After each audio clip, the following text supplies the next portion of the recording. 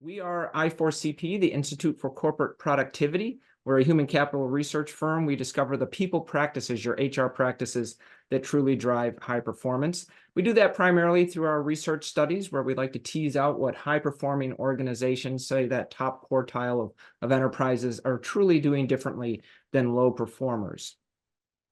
We are a member-based organization. You see here just a small sampling of logos representing some of our wide range of members. They include very large organizations like 3M, Microsoft, Amazon, Visa, and others.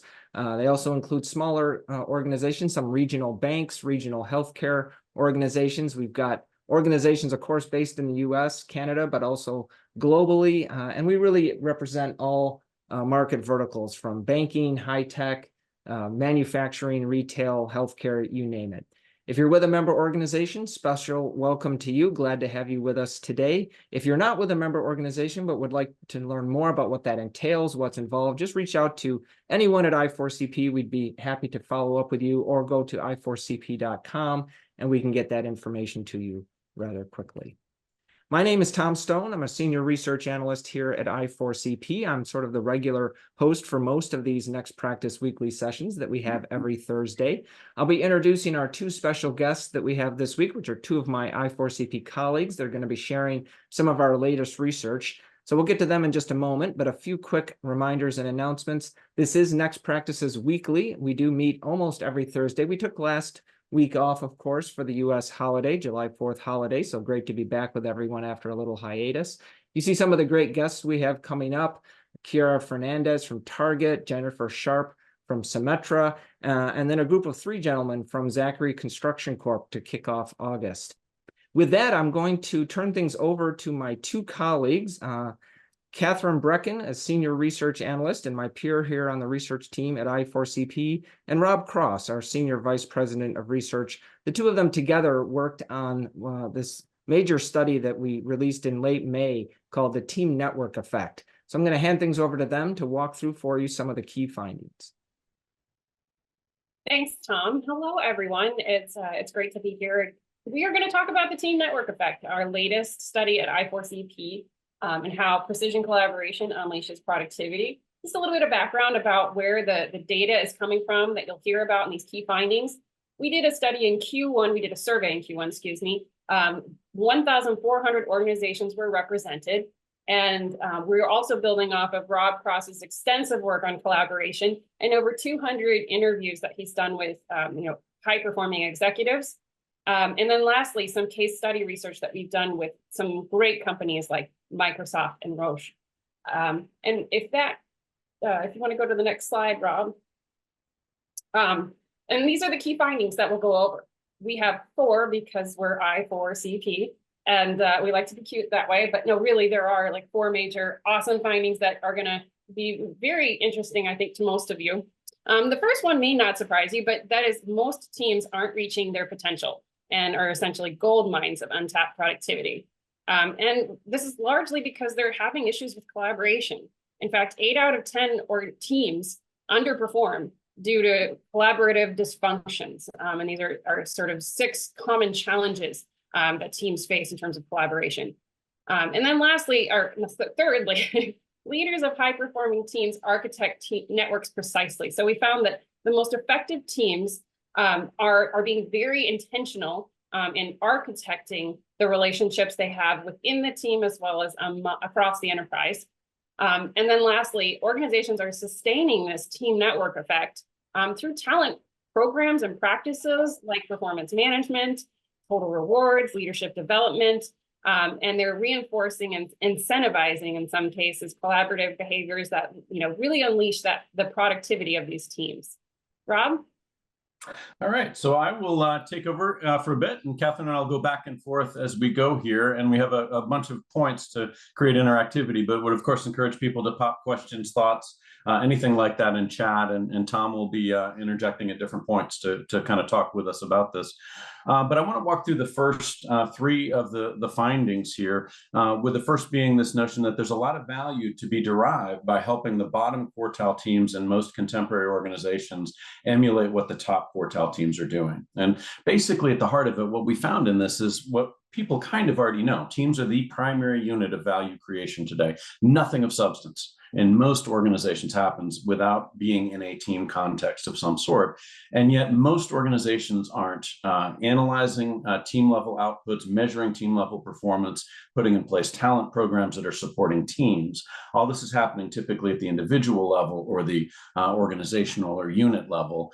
And that represents an opportunity really to go in and see, well, what is the value that can be derived as a product of helping those lower quartile teams emulate the practices of the top quartile. But then the challenge comes along and going, well, teams are the second most studied thing of all time, right? Only right behind leadership, thousands of studies of what creates effective teams. But what was interesting to us as we kind of dived into that is that most of them are really derived on core foundational principles of how teams form, direction, alignment, commitment, vision, mission, purpose, kind of various models that have been foundational to all the ways consultants look at teams today. Right. And most of those ideas were formed 30, 40, 50 years ago, where teams were kind of 5 to 6 people. They were together more consistently, and they work really well. The reality is those approaches to forming high performing teams work really well. And so why would we try to update that? What's really changed, though, is the context that people are operating in today bear no resemblance to the context that those ideas around how do you form and build really successful teams look like. So as Katheryn mentioned, when we did our survey across 1,400 organizations, we found people weren't on one team, right, where they could commit effort to it. We found people were typically assigned to 2 to 3 formal teams, and usually were absorbing 2 to 3 other informal projects that their leaders or somebody else asked them to be a part of, right? So immediately it becomes really hard to get vision, mission, purpose, no matter what a great idea it is. If you're across 6 efforts, it's hard enough to schedule meetings today, right, that get everybody on the same page. And that makes it very difficult, right, to kind of apply those frameworks and models out there. Teams are larger. They were generally 46% across 1,400 organizations were over 11, 18% over 20. Every new person you add to a team exponentially increases the complexity of how you start to get organization, the number of emails that are flying around, a lot of problems that, again, make it hard to form consistency in how these teams are operating. We found that team members were coming in and out much more rapidly, right? And so that calls into question, how do you intentionally curate dimensions like trust? Rather than letting time create that trust or serendipity, right? It becomes much more important to think about how the norms, the ways the teams are working together as a product of that. And then we found virtual, obviously, is a much larger component. 84% of the interactions happening in the teams were purely virtual or in a hybrid context. And that creates a lot of other challenges on serendipity, on how much you have to plan interactions with other people, again, on how you trust people. And as we lose visual cues, we start to run into all sorts of problems there. So what we were looking at is not how do we get a better approach to vision, mission, purpose, or alignment frameworks for small teams, but rather how do we look at when teams are executing and they're crushing it, right? So that's our principal focus, is not so much on top teams or functional teams, but rather teams that are delivering results in organizations. And these could be 5 to 6 person teams, but they could also be 20-person teams on a software product. They could be 60-person teams in a retail store. They could be 120-person teams, right, in a life sciences organization. And looking at them not as a product of the people that are on that team and the process that they're going through, but rather as a product of the connections that are forming within that team that are delivering the result to begin with. Right. And so we used O&A, network analysis, to take an X-ray, right, across hundreds of organizations, takes an X-ray into these groups and see what are the high-performing teams doing? How are they collaborating when we look at that analytically? And what we found in there is that it was the interactions themselves that were producing the outcome. It wasn't the team as an entity or as a holding container of the people. It was the interactions that were happening within the team, and that really specific things mattered in terms of how the leader was connecting with the individual team members, and then how the team members themselves were connecting across each other. A very specific pattern of connectivity was consistently associated with greater performance. And that represented a lot of really neat opportunities for leaders in your organization to be saying, how do I emulate on just a couple of fronts, the collaborative practices of these top performers, right, in my organization. And we found that inside the teams, the precision with which these interactions were getting created, and people were not just leaving them to chance or over collaborating and just making everything a meeting or email, had a big impact, right, on producing performance. And then we also found that the external connections really mattered too, right, but not in the way that a lot of people go after this. You know, a lot of times we talk about the external ties and people come back and say, oh, we do stakeholder management matrix. That's not anywhere near what these teams were doing, right? That's all about just how do you get approval, right, through at the end of the day. What we were finding through all the interviews we did is that the more successful leaders, those leaders that were generating enterprise results, you know, significant accomplishments. And again, these groups could be 6, 8, 20, 40, 120. They were engaging the ecosystem in which those teams sat in very different ways, right? So they would do things that helped shape the nature of the work coming into the teams.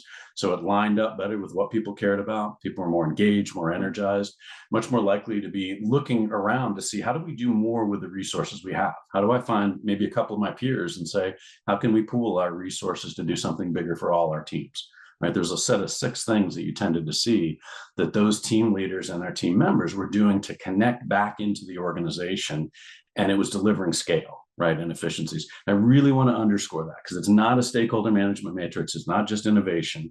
This is the way that in contemporary organizations where teams are the primary unit of value creation, the only way you get the benefits of being part of the larger organization if those teams are reaching back, right, in very specific ways. And that's what we were seeing as having a really substantive impact in there. Rob, if I could interject too, I just want to highlight the stimulate innovation, because I feel like we've been having a lot of conversations with organizations about their hybrid work models and return to office plans. And with 84% of meetings still mostly happening in a distributed fashion, people are coming to the office to sit in in front of their computer and meet with people as opposed to face to face. And so these highly successful teams that are able to, like, for instance, go to a peer team and bring innovative practices or best practices back to their team, that they do that intentionally. And that's a great way to make sure that innovation is still happening. Those serendipitous moments are still happening, but you just have to be intentional about it. Yeah, I love how you say that, right? And we, you know, to your point, we found 2 things in here. One was it was the intentionality of saying, you know what, we should be interacting with not everybody, right, in the organization, but 2 or 3 areas where if we combine what we do, we have a greater ability to produce something substantive. And the leader's not going to own all that, right? That's the other failure point in this, is the leaders say, well, gosh, it's external, I need to own it all. For whatever reason, over and over again, they would put that burden on themselves. We found with the teams that did better, they would go down and say, okay, you know, Bob, Sally, Samantha, here's 3 intersections I want you to be exploring every month. Let's have a discussion, right, on what we can do to be working with them a little bit better. So exactly to your point, Katheryn, this is what we mean, that these teams were architecting the interactions into the flow of the work they were doing, right? It wasn't leaving it to serendipity and chance, but it was being more intentional about these interactions that were really, you know, generating significant value. So, you know, that's where we want to stop for a second and put it back to you guys and say, how well do you do this right now in your organization? If you think about on a scale of 1 to 10, with 1 being, you know, we don't do this at all, to 10 being, we just way collaborate too much. Everything's an email, meeting, phone call. How intentional are you in your organization at kind of architecting or helping your teams and team leaders architect collaborations that are going to have impact, right? Not just more of them, but architect collaborations that will have impact. Let's just take a, you know, maybe 15 more seconds here on this one, and I'd love to see what people put in here. And again, as it says on the slide, but not that I'm seeing on the poll, 1 is the low. We do little to no collaborating in this way, and 10, we're perfect at team collaboration. So that's the scale. Where do you think most people, where's the you know, the curve going to be, Rob? What do I think? I think we will see around 6 will be our mean score. But I don't want to lead the witness. So Zeta, what do we have? That was an easy one. Hopefully we get them in there.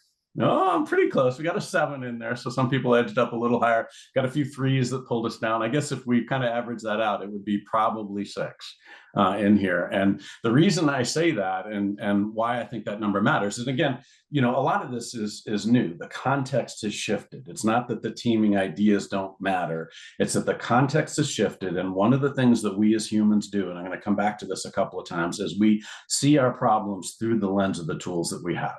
Right. And so over and over again, we are throwing technical solutions or meetings or things that we're used to doing to saying, how do we promote collaboration that has impact, and not really seeing what's the thing that's going to drive value, right? Is it actually getting better inclusion of new team members into networks so that they can take on greater work, take load off the center? That's a very different thing than throwing another collaborative tool, right, at a team. And so what we see in here overall, and the reason that Katheryn and I were saying 6, and I'm sure she was leading me with that question, was that overall, we look across the 1,400 organizations, and we ask that question of how are teams executing if we look at execution this way, right, as a product of the interactions inside and outside. And we say 39% productivity gap as a product of teams not being able to collaborate efficiently and effectively, right, and intentionally in this way. To Katheryn's earlier point, 8 out of 10 teams are falling into one or more of these 6 dysfunctional patterns that we'll review with you in just a second. Those turn out to be fantastic lenses to give to your team leaders and say, not is the team leader failing here, but are we just drifting into 1 or 2 unproductive ways of working? And how do we shift that in a way that can have a very significant impact? And we saw if the teams did not engage externally, 16 times greater likelihood of landing in that bottom quartile. And we saw that over and over again, right? In my work, in my interviews, when teams get under pressure, there's a natural tendency to turn inward and stop doing the things that are going to stimulate innovation, stimulate greater scale, stimulate better work that the teams want to be doing, right? And we found the teams that were more successful, top quartile teams, they're more likely to persist. And that bottom quartile teams start to drift, start giving up that external stuff, and they start losing, what's creating scale for them overall. And then we had the benefit of being able to do some fantastic case studies. I believe Hemerson is on the call as well. He's been a fantastic partner of ours for many, many years at Roche, and enabled us to look at a talent marketplace that Roche was engaging in, wrote a case study with us on this. And what was interesting is we found there that the talent marketplace mattered, right? It gives people a chance to do something organically that we were just actually on a research call the other day saying that probably has a lot to do as well with helping people avoid burnout or just feeling tired in their jobs today, right? Creating possibilities for them to organically innovate. And there was also tremendous bottom line impact from the projects that there was financial impact on there. But what was interesting is the gigs, the projects that were successful, they had certain networks around them. Right, the leaders that organized those gigs were much more likely to be ones that created energy, for example. There were very specific kinds of relationships that mattered in that context that was at least a component, if not the primary component, for why those projects were successful over time. It was the architecture of the interactions that were there. Oliver Wyman, another fantastic organization that enabled us to write a deep case on this, and again, you all have access to that, members have access to this, is looked at this key idea. What's the profitability impact if we just raise our bottom quartile practices to mid-tier? So not making them rock stars, but just mid-tier. And it turned out in that case to be a 54% projected profitability impact, which is really substantial. And most of these places were finding very significant numbers by focusing on the bottom quartile teams as a significant opportunity point. And to Katheryn's point earlier, it really boiled down to a very targeted set of things that the top quartile teams were doing that the bottom quartile teams weren't doing. And I won't bore you to death with this all here. There's a case that we've really documented on it. But one of the dimensions that was very different when we used network analysis was that the top quartile teams tended to be interacting in ways that got the work done and created energy amongst each other, right? Created enthusiasm. So we mapped both those dimensions. Top quartile teams did both. Bottom quartile teams, they just did one. They just got the work done, right? The interactions themselves were not necessarily generating energy and enthusiasm. I've studied this for 26 years. I mean, we see this over 400 organizations, always a huge predictor of individual success, people that create energy and enthusiasm. And so I just want to take that, because you may be going, oh my gosh, energy, that's weird. I get it. I know it's true. I felt it. I've been energized. But how do you build that in? Like, how do you actually take that seriously? And so I want to just take one idea of when we say architecting connectivity and take this idea of energy as one of the most abstract notions, right? And give you a sense of how leaders can actually build that in to what they're doing. So most times, you know, people say, gosh, my team's not energized, or they say I need to do something to recharge my team. And the typical idea is, you know, let's go have an offsite, right? Let's go out and have drinks together. Maybe we do something crazy like, you know, some kind of, I don't know, game, you know, outing, thing like that. But the basic idea is that it's an event that's going to pull people together and get them energized and let that energy spread, right? And so I just want to use this as an example, 120 person group. If you take all the dots as people and then 4 kind of key leaders inside of each of these subgroups, this is a real organization, but I'm showing it here with a disguised example, just for disclosure purposes, but also to give you a sense visually of what I mean. So typically, if you do that and you say, let's, you know, go out an offsite, let's bring the leaders together, then they get in a room and they may have a, you know, great 2 days, right? Thinking about what's the purpose of what we're up to. And the idea is, gosh, we hope that they get engaged in the work and they cascade it down, right? And most often we know that doesn't happen. And in fact, most often when I ask people, you know, if I had people on this call in front of me and I said, gosh, are you energized by your team? Huge proportions of the hands would go up. Not all of them, but a lot of them would go up, especially if you're sitting by somebody that's on your team, right? Everybody says, I'm energized by my team. Well, the reality is we know that's not true. Right? We've for hundreds of data sets where we can use network analysis and we can see that in general, we're not organized by our whole team. We tend to be energized by our whole team. We tend to be energized by a couple other people that care about the same things as us. We tend to have 3 or 4 other people on that team that we're happy that they're upright and breathing, but we don't care if they're there or not that much, right? It doesn't affect our energy one way or the other. And then we have a couple that drive us batty. Right. And the basic notion that we can see in all this is you need a few more positives and negatives, but you don't need everybody energized with everybody else. And in fact, you rarely get it. You tend to get these networks of interactions that are creating energy, and people need to find ways to kind of secure that. The high performing teams, we're doing much better at that. So let me take you down a different path. Let's say you don't do the offsite thing and go have an offsite and hope people follow the, you know, how do you develop purpose and work and all the stuff from Simon Sinek and others. Great stuff. Right. But the problem is it doesn't cascade down that much. Right. We can see that over and over and over again.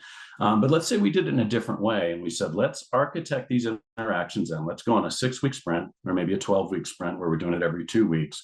And just track with me for a second to see what this is. One organization. We've done this in a whole bunch of different ways to kind of experiment with the ideas, but just see what you can kind of accomplish if you're a little bit more intentional. So I want to say week 1, we're going to do the offsite. Right, we're going to bring people together virtually, whatever it may be, but we're going to have that visioning session that enables people. And we know a lot about how to do that, right? You start with the why of the work before the what and the how. There's very specific things you do that creates enthusiasm in that group. And let's say it worked. Right, we get that same set of connections that are energized, they're enthused about the future of the work that's going to happen amongst the leaders. But then let's say we do something different. And let's say that we charge those leaders when they go back to their groups to say, I want you to start running your one-on-ones differently, right? And so we've done a huge body of work where we were mapping energy in these large networks, and we would look to see what are the leaders doing that are creating energy in their groups, right? These interaction patterns. We're using organizational network analysis. And then I ended up interviewing over 200 of them, right? To see what do they think they're doing? What do the followers think they're doing? There's some behavioral stuff we'll get to in a minute, but one of the fundamentally different things is the more energizing leaders ran their one-on-ones completely differently, right? They tended to be 50% of the time off task. They tended to have the followers starting with their priorities so that the leaders started to understand what needed to be reprioritized. And if you go across 200 of these, and these are all rock star leaders, 100 women, 100 men, what you see is they tend to follow this kind of pattern in general, right? They get off task, which helps create a little bit of trust in the sense they're then asking, okay, what are your priorities in this context? How do we reshape what needs to get done? What are the obstacles I can help remove? Not every time, but every other couple of times they would say, what are your development objectives? What are you trying to accomplish in work that's going to position you to be doing more of what you want to be doing? They'd say, okay, accountability wise, what do we agree we're going to do in the next 2 weeks, right? And kind of get that down. Usually they would have one message they were trying to distribute strategically to their team. So every single one of their one-on-ones for maybe a month of time, 2 months, they would say, gosh, what are we doing around AI, for example? Are we testing? Are we experimenting, right? They had one consistent theme that they were trying to put through there. And then they'd back away at the end and they'd say, you know, here's how your work fits in. Here's how it matters, right, at the end of the day. So if you look at this, and we built a tool on this, and that's posted up on the site, a very simple planning guide. Not that you have to do every step every time, but it's a guide for leaders to say, am I architecting the kinds of interactions that I want with my people that's going to bind them to the organization? If you look at this, these interactions are creating a sense of trust. They're creating a sense of purpose. They're energizing people. They're creating accountability, very targeted things that are happening versus the one-on-ones that were either project driven completely. The leader says, here's what I've got to get done, or just completely ill-formed, right? And people kind of just talking about what they wanted to. Very easy tool, right, to pick up. Katheryn and I have written that up. It's something every member has access to. A lot of people are deploying it, through their organizations. So let's say you charge people to do that for 2 weeks, right? Just run their one-on-ones differently. And let's say that it has the effect, right? These leaders start to energize the people around them a little bit, right? A little bit more. And let's say further, because we know this happens, is when I get energized, I walk away and maybe I tell 1 or 2 other people. Right. And positive energy can actually spread, not just from the leader to the person, but from the people in the team. And this is the real big difference. So many of the approaches to how do we get, effective teamwork and vision, mission, purpose, it's focused on is the leader doing their job. That's how we seem to measure it in engagement surveys, all sorts of other things. But what you really also want is the peer-to-peer connectivity, because that's what creates stickiness and innovation in there. Let's say week 3, we do something a little bit differently, and you go back to these leaders and say, okay, now that you have a sense of what each of your team members cares about, just pick 2 or 3 things you could do where you're pairing people together on work that's important, right? So when I joined i4cp, I've mentioned this a bunch of times, I got lucky enough to be, staffed with Katheryn on this study, and it was awesome. She sees the world differently. She's got an energy behind different ways of looking at things. It really energized me, right, in this. Each of us could have done it individually, but the joint product was, definitely better, as well as kind of created energy in there. So let's say you're challenging each of these sub-leaders to do 2 or 3 of those, and it has the desired effect. You get some connections that are energizing people within the teams, maybe a couple that are energizing across teams, right? And you see this kind of idea of energy being built one at a time. Maybe the 4th week, what you do is you focus on the periphery. We know in terms of looking at energy, usually it's virtual members and newcomers. And we know a huge amount about how do you take newcomers and get them well positioned in networks so that they're energized by the group and the group is energized by them. So you take very targeted actions about the connections you create for the newcomers as a leader, and you teach them to create push versus pull and how they position their ideas. So for a newcomer, rather than having them go around everybody and say, here's what I do, they pivot the questions as they meet people and say, instead of me answering, here's my background, they'll say, I can tell you that, but let me understand what you care about first. And then they'll position their expertise to the incumbent's needs. They give status, create energy, create a mutual win. They get pulled in about a third of the time. Right? So let's say you teach the people to do that, and it has that desired effect. Week 5, let's say that you just focus on saying, let's have 1 or 2 things that we do that starts to create serendipity or energy or trust, starts to build this sense. One of my favorite interviews, and it's a toolkit that we've also built that we make available to members, is this Friday Rose idea. And this was started with an investment bank sales and trading area where, coming out of the pandemic, he in this case was panicked because he couldn't see his group when they went into the pandemic. Suddenly they had no physical presence there. And so he started doing this thing where at the end of the day, Friday, he would send out a note to this whole group and say, the stem of the rose was, here's one thing I learned this week. The flower of the rose was one cool thing that happened. And the thorn of the rose was, here's one thing I wish I would have done differently, right? And of course, nobody followed him immediately, but he said, you got to do this, right? And it got into a pattern over 3-4 months where at the end of the day, Friday, he would send this out and then everybody followed on it. And what he was telling me when I interviewed him was that the level of serendipity that he saw happening in the group, the possibilities uncovered because people saw they were working on the same thing or for the same accounts, was much greater than when they were face to face. And the level of authenticity was much higher. And he would say that the authenticity went up because people were admitting the thorns, right? And he started hearing about issues earlier in ways that was making him much more effective. So when we say, again, are you architecting interactions, right? Mostly people throw return to office strategies and what I'll call a holding container strategy, where you just bring people back and you hope serendipity happens. You hope the water cooler moment happens. What this is doing is actually creating it. right? It's creating the possibility for serendipity to happen in a virtual context, could be face-to-face, but it's the intentionality of what they were doing. And then let's say the last thing you do is say, gosh, we know that energy is built in 9 behaviors. You know, I've done hundreds of interviews behind these analytics to see what do the energizers think they're doing, what do the energized think is going on. And we know that there's 4 of these that have to do with, do you create a foundation of trust around you? And then 5 that are more in the moment. Do you see possibilities? Do you use humor well? Things that are about energy. It's not extroversion or introversion. It's very behavioral. We can see in here. And let's say you just put this down in front of the group and say, you know, we want to take ownership of acting this way as a group. Right? What do we want to hold ourselves accountable for?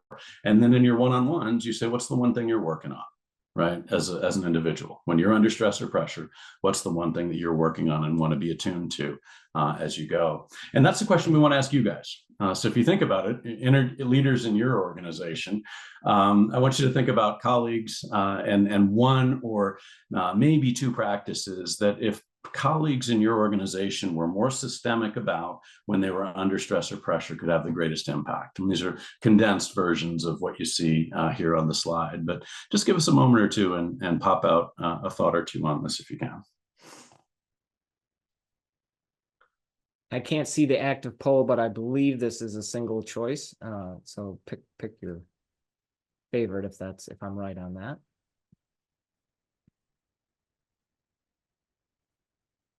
Answers are coming in. Thanks everyone for participating. One of the things I found most interesting about this study that was a really surprise moment for me was this concept of energy, Rob, and you know, being intentional about how you stoke it. Because I always thought it was like sort of incidental, like I got along well with somebody or, you know, on a team. And that's why, you know, we were, you know, together, like we were really enthusiastic about the work. But these are great strategies to foster that energy, which I saw a recent article that was sort of equating, you know, building energy between team members to, you know, discretionary work. And really like when you've got a team that's enthused about the mission and the purpose, you know, they're going to go above and beyond. So these are kind of great practices to sort of stoke that and make that happen. Yeah.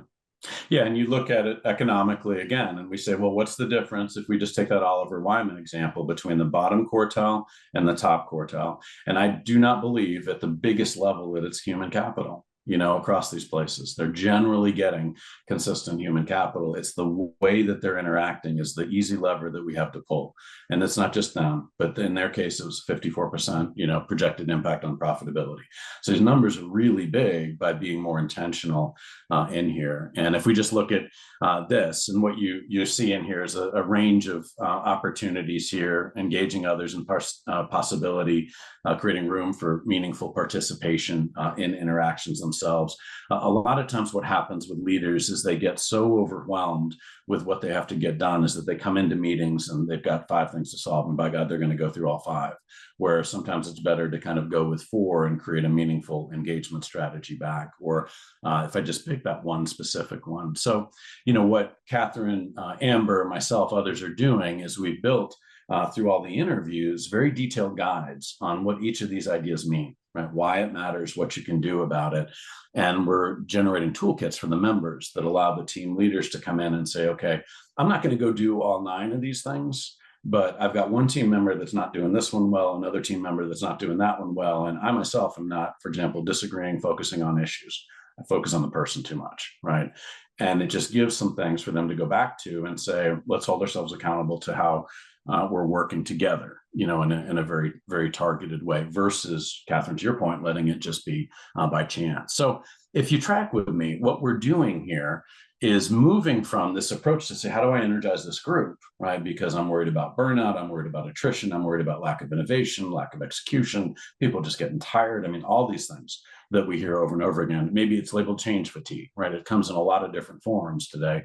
But you move from that idea of we're throwing the tool that we're used to at this issue, which is let's go have an offsite, right? Let's get everybody aligned and get enthused and hope it cascades down, which creates some interactions, not even a full team interaction, but some interactions in that group. And you move it to one that looks like this, where you see a much richer set of connections around who is energizing whom. And really importantly for us, you're getting the peer-to-peer connections right in here. You're starting to see that because that's really what's going to generate retention, engagement, other elements like that. So we use that just as an example. This is one example of a dimension that matters in these networks. I'm going to talk through two ideas a little bit more quickly. But what we're trying to demonstrate is this idea of how do you architect the nature of the interactions the teams in your organization need to have versus throwing the tool at it, right? More meetings, more technology, and kind of shooting blindly. And if we look at it that way, there's two things that I want to walk through, and we'll do a couple quick polls here. We see that two paths matter. One is thinking very carefully about, we looked at these teams, and as Katheryn said earlier, 8 out of 10 were drifting into one or more dysfunctional patterns of connectivity.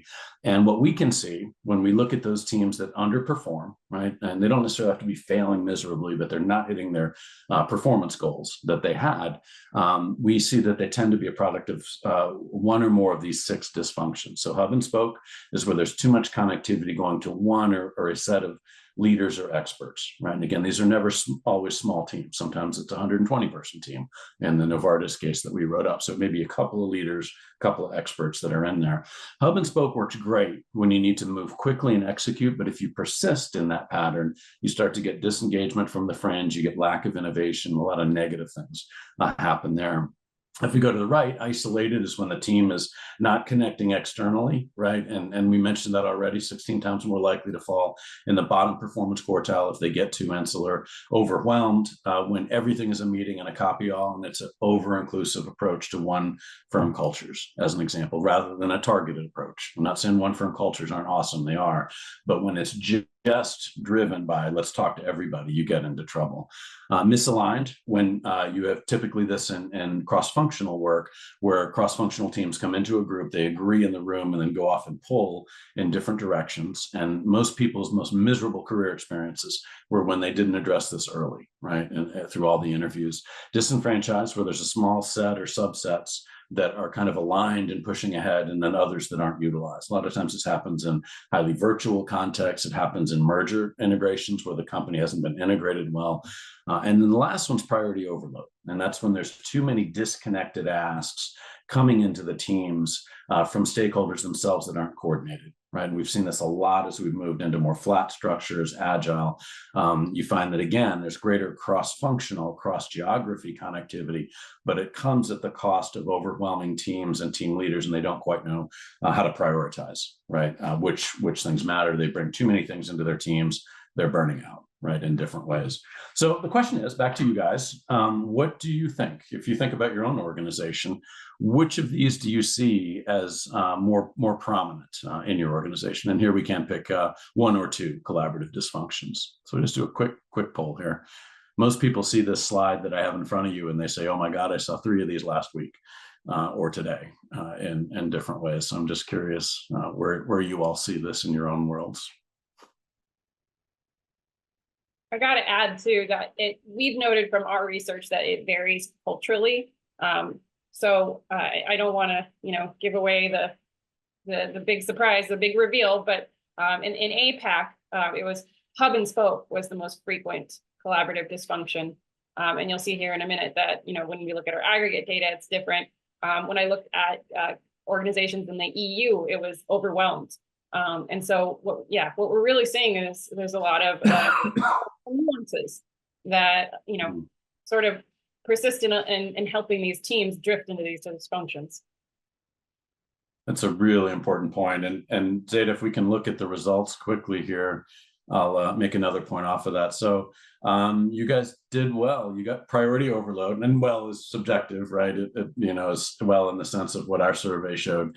But priority overload has been, from that survey and from other analytics we have using O&A, it's become the biggest, one of the most prominent dysfunctions, right? That's affecting teams and team members in a lot of ways. And it's a product of a lot of positive things, right? In the sense of these cross-functional collaborations that are happening because of delayered organizations, one firm culture initiatives, talent marketplaces, all these things that are stimulating certain things, but not managed intentionally, it starts to create overwhelm. And there's a lot of really cool things that the team leaders in our interviews would do about this. Rather than just persist, they would push that decision back to the stakeholders, use certain forums where stakeholders got together, and they would prioritize what needed to happen, or they would prioritize with their boss in the moment. One of my favorite interviews was a young lady that said, I learned to do this thing called the impact to effort grid with my boss because he's crazy. He was constantly coming at me with different ideas and everybody's initiative, and it was overwhelming me and the team.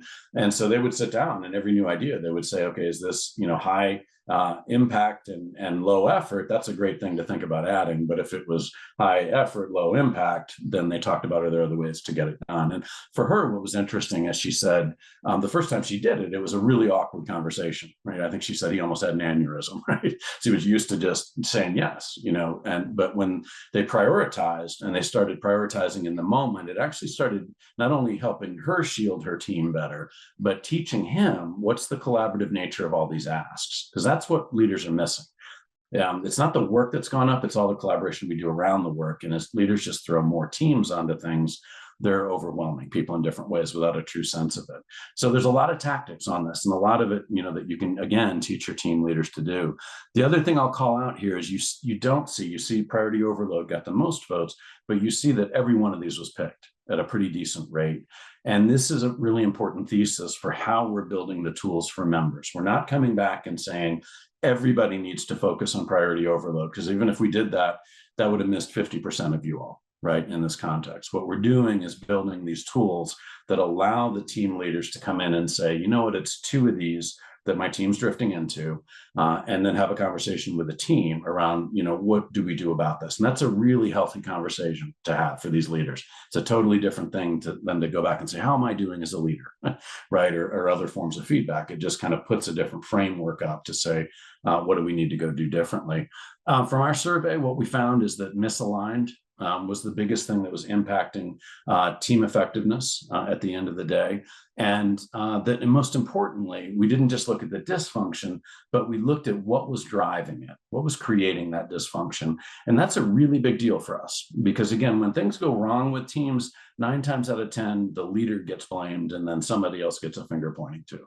Right. And yet we found with misalignment that it could be because team members don't trust each other. They're just new to each other. They don't trust each other's capabilities, intentions, whatever. Or it could be because the team leaders aren't putting sufficient structure in. And so people don't know the expectations, right, for themselves, let alone their team members, and they're pulling in different directions. In scientific or engineering or software places, a lot of times it had to do with people competing over who was right, basically, whose expertise was right. Or it could come completely from outside, right, from these cross-functional teams, functional leaders saying, here's what you need to prioritize in this. So if you're a team leader, this really matters to be able to say, okay, we're drifting this way, and here's the 2 things that are driving it, versus just assuming that, gosh, it's trust. I mean, everybody is going after trust or psychological safety right now.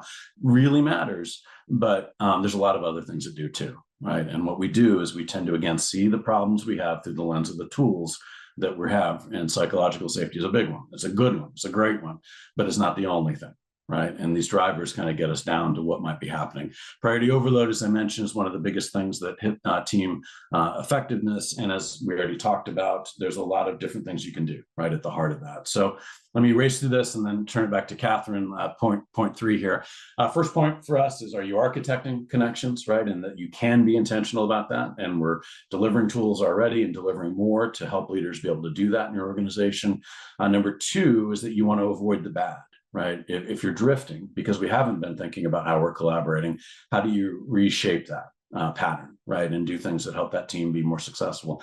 And then number 3 is this notion of, well, what's creating positive team performance, right? And at the heart of it, what we were looking at here were 3 categories of collaboration. One was the pattern of connectivity inside the team, the top one, collaborative norms. The second one was the quality of the relationships between the team members. So positive dimensions like trust, energy, and purpose, but also negative ones like toxicity or stress. And we found that you can't just add more positives to address the negative, right? You have to actually do something about the negatives in these contexts. And then the 6 external ones. And what you see here is that those things had a very significant impact on driving team effectiveness And that in turn correlated directly to our market performance index. What was fascinating to us in a lot of this is you see direct arrows going from these practices to team effectiveness, but you don't see them going directly to market effectiveness. Right. And so what that means, if you think about it carefully, is, for example, on the structural piece, in terms of the pattern of connectivity in the team, we found that these variables all mattered. You move from bottom to top. The most important one statistically was, do your teams effectively integrate newcomers?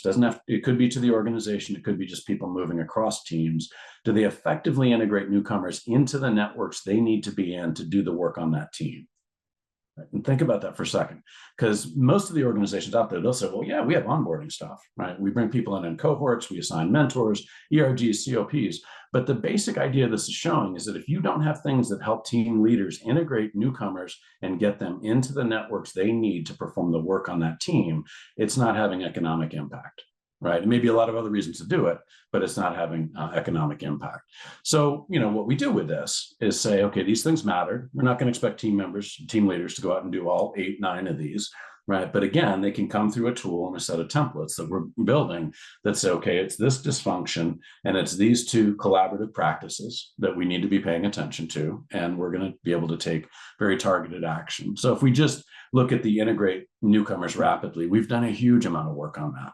To see what distinguishes people that not just join organizations or teams, but actually position very rapidly into networks they need to do their work, right? And we know it boils down to 5 specific kinds of connections early, that if that leader knows that, you give the leader and the newcomer a nudge when that happens, then that starts a really great conversation, right? It's not the newcomer saying, I need a network, and they're looking at each other blindly. It's 5 kinds of connections, and that leader can start to make introductions.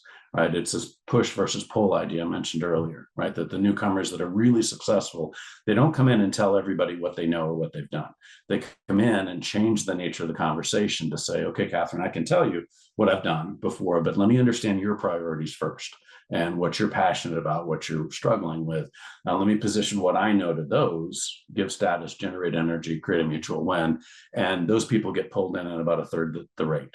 Right? So these are very tactical things. They're not abstract ideas that we can do to have influence in terms of the pattern of connectivity of these teams. Second thing we found is that the quality of the ties matter, right, in a significant way. And I'm just going to grab one idea here on trust. Is we measured trust on 3 fronts. One is benevolence, or trust that somebody's not going to take advantage of me. 2 is competence, trust in their abilities to get the work done. And 3 is dependability. Most people talk about this as integrity, and do you trust the leader to walk the talk? What we were finding more is that it was people that just didn't know if their team members were going to come through, right? It was trusting in their team members' willingness to execute from point A to point B that really this was getting at. So most people look at this and they say, you know what, we're doing stuff on psychological safety, which is really benevolence. And that is important statistically. But what was interesting to us is it turned out to be the 3rd most important form of trust in here. And actually dependability-based trust mattered a tremendous amount. And our colleague, Kevin Wilde, brought this to our attention earlier, is that the nature of what we do to promote effective teams has shifted really dramatically over a 15, 16, 20-year period, where if you look back 15, 20 years ago, some of the most prominent models were on goals, roles, process, and interpersonal behaviors.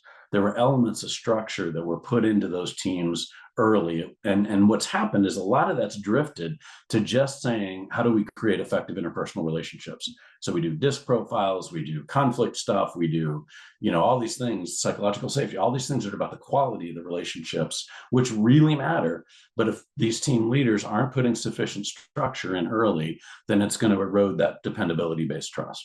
Right. And so again, we have this team formation guide. We have a series of things, wonderful case by Microsoft that we're hugely indebted to about how they start teams, really even asking how much time do you have for this, and understanding kind of what people are committing to these teams in different ways. And then finally, the external practices. And I've already mentioned these in a couple of different ways, but they really do matter. Not that each team does all 6 of these, but they pick the 2 or 3 that are going to have the greatest impact for what they're up to, and they don't let it slip, to Katheryn's point earlier, for example, on innovation. So what we're doing from a tool standpoint is creating a whole series of these small moment tools, but also an architecture of interventions that allow your teams to come in and say, you know what, it's this dysfunction we're drifting into, and probably these 3 drivers we need to pay attention to. And of these practices, I'm not going to do all 20 of them, but 3 of them could really have a substantive impact. And I need to distribute that work into the team, right? And just make that a part of how we're getting our work done rather than leave it to chance. And then the last thing that Katheryn will touch on is we also found that there are really significant HR implications, right, in terms of how you're building the context that supports these teams. So let me turn it back to you if I can hear Katheryn. Absolutely. And with only, a few minutes left, which I just have to say, I love working with Rob. He makes things so easy for me. I'm going to go through these relatively quickly. Rob, if you'll go to the next slide here. What this comes down to, key finding 4, what we found in our interviews, and we talked to people who were on very effective teams or in organizations that were really doing teaming well, was that they had talent programs in which they incentivized or encouraged or influenced people to be more. And so a culture of recognition was something we heard very frequently. And a really great example of this is Katheryn Coker, who's the head of future work at Microsoft. She really talked about, you can't go into a meeting where someone's presenting on a project without them laundry listing the names of all of the contributors. And then total rewards is another thing. You can talk about collaboration all you want, but if you're not incentivizing it, you're leaving a lot to chance. And so we found the organizations that had highly effective teams, but were also high market performance, they were more likely to dedicate larger portions of individuals' compensation to achieving team objectives. And so this can be done in a variety of ways. It can be an after the fact bonus. It can be actually part of an individual's comp decisions, and it can even take. I've heard examples where it's non-financial rewards, like a trip to Disneyland for achieving team objectives. But it's a very complicated process, and i4cp is coming out with some additional resources to talk about sort of which structures work best with team compensation, because there's a lot of complexity to it. Rob, if you go to the next slide. We found that organizations that were teaming well had team analytics. They were measuring and very intentionally different parameters that spoke not just to the performance and productivity of the team, but their collaborative efforts. And so Edward Jones is a wonderful case example that we have in our report. Their people analytics team actually has somebody dedicated to studying team effectiveness, and they've got a great survey for individuals, teams, and then one for leaders, in which those top 4, you see that they're able to get baseline and then measure year over year on those items. And then below, you'll see the other approaches to measure. These are other ways that we've heard of teams measuring performance.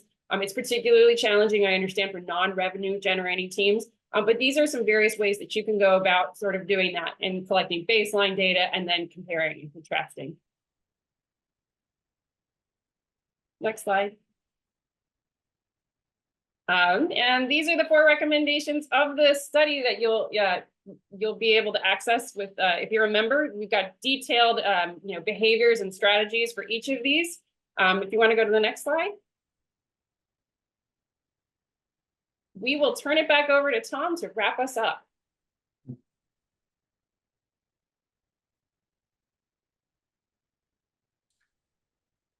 Oops, you're still on mute, Tom. Yeah, very good. Thank you both. That was a whirlwind tour of that loaded study. As we've said a few times over in the chat, want to make sure everyone realizes, though, the slides, which I know at times we were going very rapidly through, a PDF of those slides from today will be available in the call archive, as will the recording from today's event. So if you want to hear Rob and Katheryn's brilliance again, maybe click pause and take some notes, you'll be able to do so. I want to thank you both. That was a great walkthrough of this very robust study. And as I said in a comment earlier on, this was such a different study on teams, collaboration, and related topics than really any that I think anyone has ever done before. And it really brought to the fore some very interesting findings. Always want to note here at Next Practices Weekly that these sessions are available for recertification credit hours. So if you attended today and have a cert from either HRCI or SHRM, just jot down the relevant program ID or activity ID, and you'll get your recertification credit for joining us today. As I outlined earlier, we're up again the next 3 weeks with some guests, as we often do, from member and non-member organizations. So great to have them joining us. Hope to see you all back with us in the coming weeks, always Thursdays, 11 a.m. Eastern time. Again, thank you, Rob. Thank you, Katheryn. Great job today sharing so much. People were really taking it all in, even though it was fast over in the chat. And again, everyone, the full slide deck and the recording will be posted, I'd say, within 48 hours of now. So thanks everyone for being with us, and we look forward to seeing you again next week. Bye now. Thank you very much.